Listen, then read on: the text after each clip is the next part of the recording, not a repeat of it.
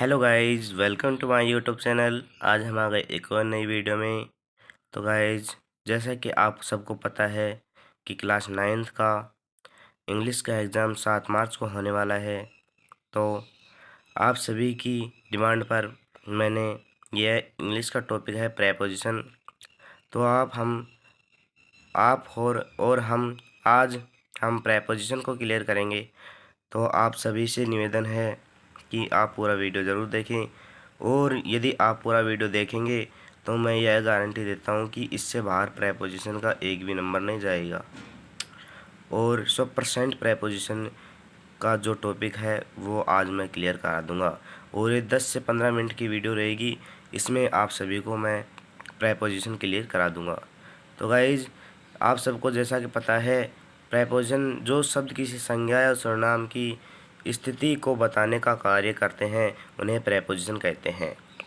Example है the ball in the table, मेज के ऊपर गेंद है। The ball is the under in the table, गेंद मेज के नीचे है। अध्ययन की दृष्टि से प्रेपोजिशन 3 प्रकार के होते हैं। टाइम प्रेपोजिशन, इन प्रेपोजिशन का उपयोग समय से पहले किया जाता है। टाइम प्रेपोजिशन और प्लेस प्रेपोजिशन और अदर और फिक्स्ड प्रेपोजिशन। टाइम प्रेपोजिशन आपको मैं बता दिया हूँ। इसके उदाहरण है at, in, on, since, for, from, to, within, by आदि। प्लेस प्रेपोजिशन है, इन प्रेपोजिशन का उपयोग स्थान से पहले ही किया जाता है। ये हैं at, in, into, upon, on, over, about, under, below, among, between, after, behind, before, from, to, towards, in front of आदि। ये हैं। आप इनको विस्तार से अगले प्रश्न में बताया गया है। आप पूरा वीडियो ज़रूर देखें। गाइज, लाइक, सब्सक्राइब और कमेंट में जो आपकी अगले वीडियो की डिमांड है उसे आप ज़रूर बताएं, और लाइक सब्सक्राइब ज़रूर करें। अब हम पढ़ेंगे टाइम प्रेपोजिशन। टाइम प्रेपोजिशन को विस्तार से हम पढ़ेंगे। अब नीचे टाइम प्रेपोजिशन फिर से चालू कर दिया है, क्योंकि अब हम विस्तार से बताएंगे। यहाँ पर नॉर्मल बातें थी जो हमने बता दी है, और यहाँ पर हम बताएंगे एट का उपयोग। एट का उपयोग घड़ी के समय के साथ नून व नाइट दिस मोमेंट से पहले करते हैं। ये तीनों या तीनों चीज़ आए तो आपको एट भर देना है। अगले प्रश्न में हम ऑन का उपयोग देखेंगे। ऑन का उपयोग वार त्यौहार तारीख से पहले करते हैं, और इनका माह के नाम से सन, मॉर्निंग, इवनिंग से पहले करते हैं।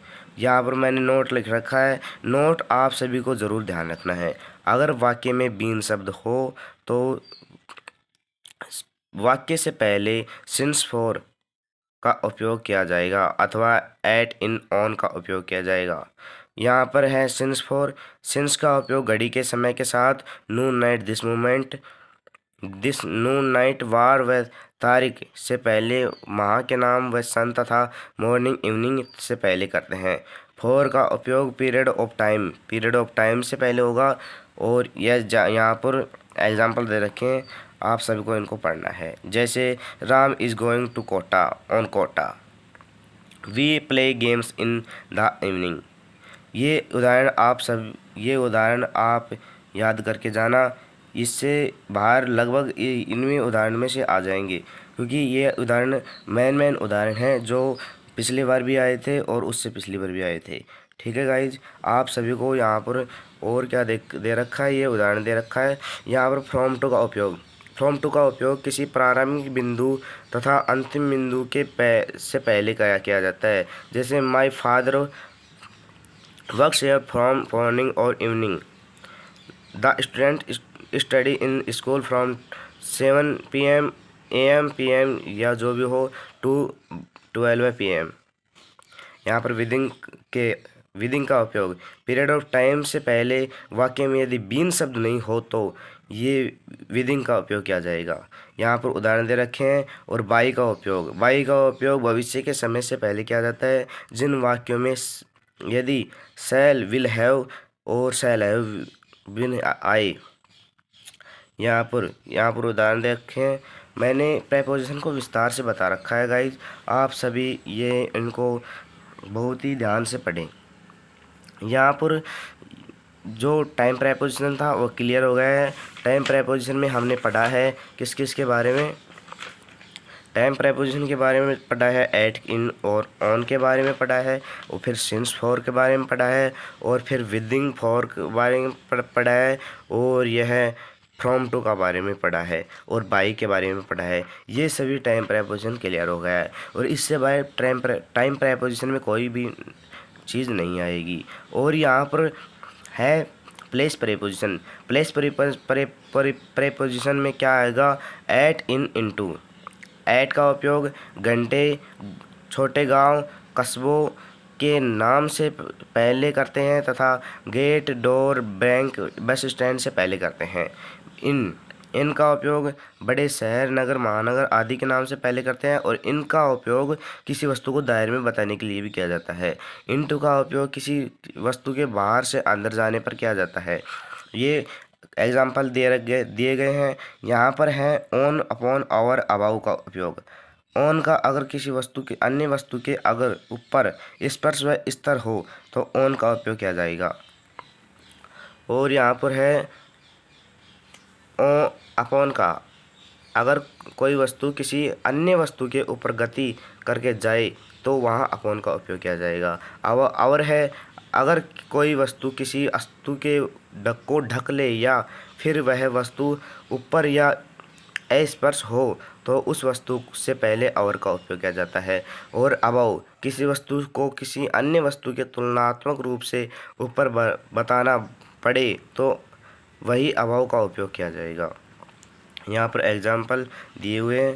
तो यहाँ पर अमंग और बिटवीन, यहाँ पर अमंग और बिटवीन का उदाहरण ज़्यादातर आता है दोस्तों। अमंग का उपयोग किसी वस्तु की किन्हीं दो वस्तुओं के बीच में किया जाता। सॉरी दोस्तों, यहाँ पर बिटवीन लिखा रखा है, मैंने अमंग बता दिया। आप यहाँ पर ध्यान से पढ़ना, क्योंकि अमंग का उपयोग समूह से पहले किया जाता है, और बिटवीन का उपयोग किन्हीं दो वस्तु में बीच के बताने पर किया जाता है, और अमंग का उपयोग वस्तु के समूह के बीच में किया जाता है। यहाँ पर एग्जाम्पल दे रखे हैं, आफ्टर, बिहाइंड। किसी वस्तु को किसी अन्य वस्तु के पीछे गतिशील बताने के लिए आफ्टर का उपयोग किया जाता है। किसी वस्तु के किसी अन्य वस्तु के पीछे स्थिर बताने के लिए बिहाइंड का उपयोग किया जाएगा। यहाँ पर उदाहरण है। और यहाँ पर फ्रॉम टू का उपयोग प्रारंभिक स्थान से अंतिम स्थान के बीच स्थानों को जोड़ने के लिए फ्रॉम टू का उपयोग किया जाएगा। यहाँ पर एग्जाम्पल दिए हुए हैं। और यहाँ पर क्या देखा है, टुवर्ड्स और इन फ्रंट ऑफ।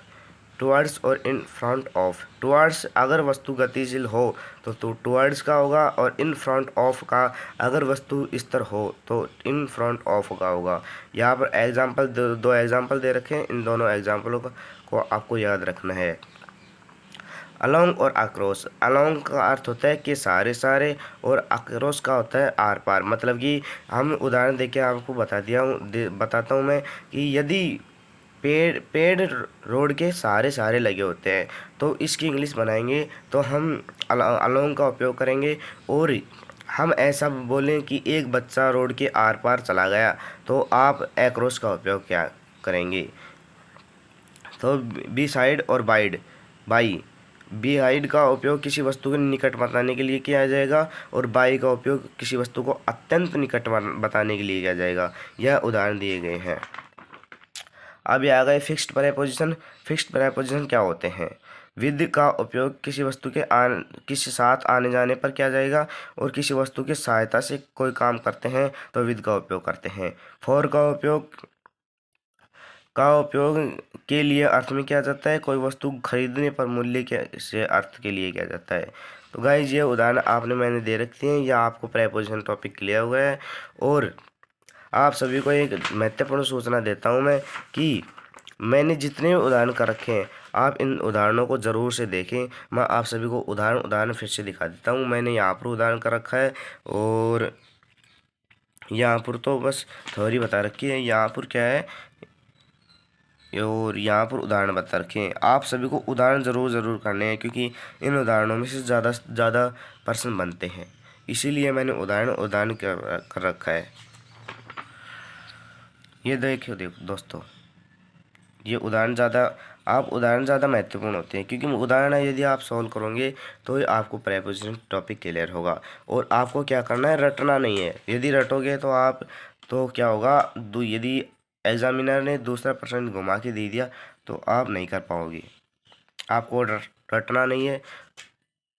ये देखो पूरा टॉपिक क्लियर हो गया है। आप चाहें तो इसे स्क्रीनशॉट लेकर अपनी कॉपी में लिख सकते हैं। ये देखो दोस्तों, ये देखो, है ना दोस्तों, ठीक है। ऐसी वीडियो और एजुकेशन से संबंधित वीडियो पाने के लिए हमारे चैनल को सब्सक्राइब करो और बेल आइकन ज़रूर दबाएं। और कमेंट में आप सभी ये ज़रूर भेजना कि आप सभी को अगली वीडियो कैसी चाहिए और आप सभी को किस टॉपिक के ऊपर अगली वीडियो चाहिए। Thank you. यदि अच्छी लगी हो तो वीडियो लाइक सब्सक्राइब ज़रूर करना और अपने दोस्तों को शेयर ज़रूर करना। ठीक है दोस्तों, ओके, गुड बाय।